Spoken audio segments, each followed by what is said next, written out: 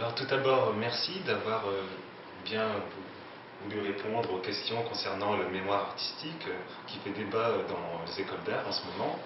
On a voulu avoir votre avis. Est-ce que vous pouvez commencer par vous présenter? Oui, je m'appelle Anna-Katharina Scheidecker, je suis photographe, vidéaste, cinéaste d'origine suisse. J'ai fait mes études en France, d'abord aux Arts Déco à Paris et après au Frénois. Et depuis, je travaille un peu partout au monde, mais je suis essentiellement basée en France. D'accord. Et donc pour aller droit au but, est-ce que le contenu du mémoire artistique devrait être spécifique aux écoles d'art? C'est une question importante et difficile à répondre avec oui et non. Moi, j'étais obligée d'écrire un mémoire. Tout d'abord, c'était difficile pour moi parce que même quand je parle maintenant, c'est pas ma langue maternelle.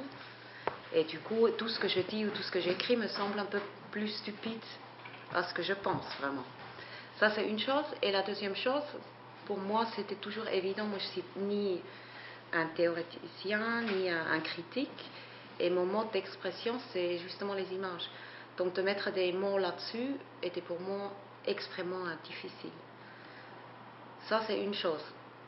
L'autre chose, c'est que malheureusement, dans ma vie d'aujourd'hui, je passe, disons, un quart de mon temps à exactement faire ça. Donc je suis souvent dans une situation où je suis obligée de présenter mon travail, de parler de mon travail, d'écrire mes projets, même avant qu'ils sont réalisés, spécialement pour le film, c'est des budgets importants. Et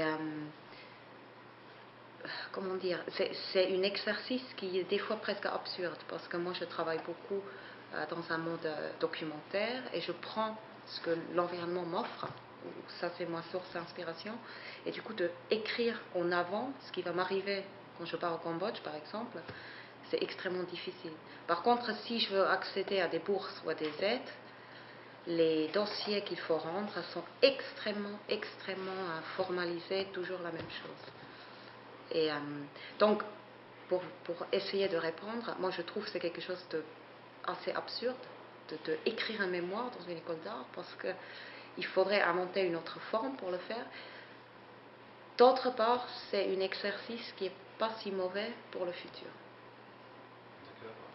Et donc est-ce que la forme serait à inventer au sein des écoles d'art pour le mémoire artistique? Ou devrait-il un peu s'affranchir du mémoire qu'on connaît dans d'autres écoles supérieures, comme en université, en faculté? Moi, je trouve absolument. Ça peut être... moi, je pense que c'est important qu'on réfléchisse, qu'on a une réflexion sur son propre travail. Ça, pour moi, c'est très important. Qu'on s'intéresse au travail des autres artistes, qu'on connaît l'histoire de l'art. Mais cette manière de réfléchir, c'est pas forcément l'écrit, dans le sens que je commence avec la page 1 et je termine avec la page 80. Parce que des fois, il y a même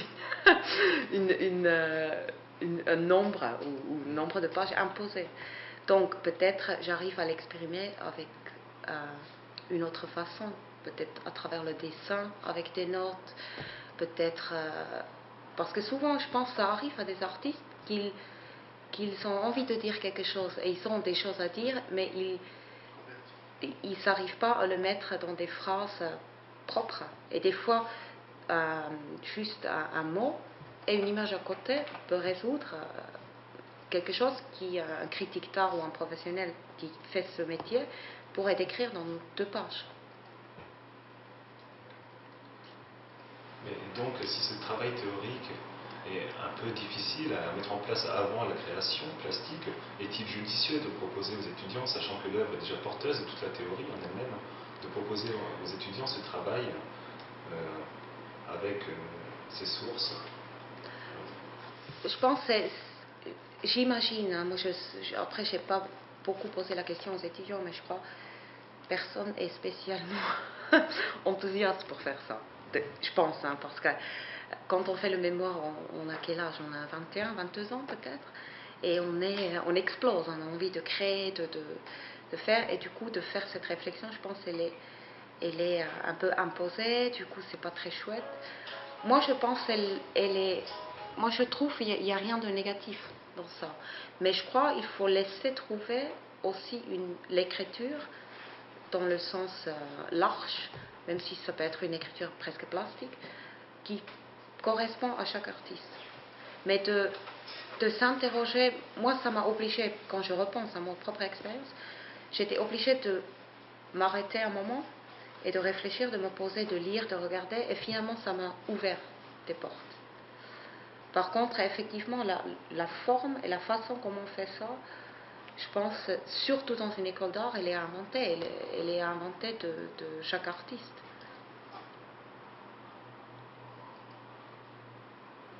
La forme et la façon, vous avez dit avoir beaucoup de souffrance à faire votre propre mémoire parce que vous étiez étrangère. Donc peut-être on se trouve ici dans une impasse à demander justement à des étudiants étrangers qui arrivent et qui débarquent en France un mémoire très théorique, très ciblé, Ouais. contraignant, sur un travail qui débute à peine artistiquement. Ouais. Oui, et puis c'est aussi difficile. Moi, ce qui m'a posé des problèmes aussi, c'est que en France, il y a tellement une conscience et une histoire de l'art, mais beaucoup de références sont très très français. Donc on m'a demandé quoi, tu connais pas, je sais pas, Jean-Christophe Taratata, parce que c'était un peintre du coin, mais je connaissais pas. Mais moi j'avais toutes mes références, c'était allemande. Parce que je suis cis-allemande, donc même en littérature, tout ce qu'on lisait, c'était la littérature allemande. Et ça, en plus, se rajoutait à ça. Moi, je trouvais ça, oui, difficile. Et puis, je pense effectivement, la réflexion sur les œuvres. Moi, je pense qu'il faudrait faire une différence. Il y a une réflexion qui est de l'ordre du critique de l'art, toutes les références de l'histoire de l'art. C'est pas le métier de l'artiste. Par contre, une propre réflexion, de me dire, mais pourquoi je me retrouve... Moi, j'ai par exemple quelque chose dans mon travail qui est très intéressant. J'ai remarqué que dans tous les sujets que j'aborde, c'est comme si je voudrais me prouver, c'est presque obligatoire que j'ai une difficulté physique pour arriver à mes images. J'ai presque l'impression qu'il faut, pour que ma photo soit bien, que je marche au moins 8 heures, il fait froid et j'ai très fil sur le dos. De se demander, mais c'est quoi ce moteur? Pourquoi je m'amène moi-même toujours dans des difficultés ou des situations difficiles et j'ai l'impression que là, je peux créer. Ça, je pense que c'est une réflexion et des pensées importantes que chaque artiste devrait se poser ces questions. Ça vient d'où mon moteur et quel est le nœud? Mais après d'avoir 50 références sur mon travail et de le critiquer, de l'analyser, ça effectivement, c'est pas le métier de l'artiste. Et c'est d'ailleurs des fois intéressant. Christian Cojol, par exemple, il a écrit un texte sur mon travail et c'était intéressant parce que c'était son interprétation et son regard. Et il a écrit des choses que moi, j'aurais jamais écrit pareil. Donc ça ne veut pas dire que moi, ce que je pense, c'est faux, mais c'est le regard d'un spécialiste sur mon travail. Et peut-être c'est là où il y aurait une différence à trouver. Ce n'est pas un travail théorique qui est presque détaché et on se joue fausse intellectuelle, fausse critique d'art, mais ça devrait être une réflexion qui peut être aussi intellectuelle, mais plus libre dans sa forme, sur son propre travail. Je ne sais pas si je suis claire. Oui, Pour moi, c'est une grande différence. Peut-être qu'en fait le mot mémoire est un peu mal choisi, qu'il faudrait basculer du mémoire à l'écrit d'artiste. C'est ça. C'est ça, un écrit d'artiste. Mais comme moi, c'est depuis que j'ai 19 ans, j'ai des livres comme ça. Chaque jour, c'est une page. Et tout ce qui me passe par la tête, tous les dessins, tous les histoires, tout est dedans. Ça, pour moi, j'en ai des centaines de livres comme ça. Ça, c'est un mémoire. C'est les traces de mon travail, c'est des pensées, mais tout est dedans. Ça, je pense que c'est vraiment important de ne pas se contenter juste de la production, mais aussi, je ne sais pas, on visite une expo, il y a quelque chose qui fait écho, on le note, ça nourrit le travail, c'est très important. Par contre, si on commence à... Moi, j'ai des amis artistes qui sont extraordinaires, ils ont du mal à parler. Ils ne pourraient pas parler là devant la caméra. Ils ne peuvent pas défendre leur travail. Mais si on regarde juste le travail, c'est un travail extraordinaire. Et c'est triste que exactement ces gens-là, ils ont beaucoup plus de difficultés justement plus tard dans la vie professionnelle pour avoir des résidences, pour avoir des bourses, pour avoir des choses. Moi, j'ai passé des jurys. Une fois, j'ai quitté le jury et c'était une grosse bourse. Hein. C'était pour une année une résidence avec quasiment 4 000 euros par mois. J'étais présélectionnée.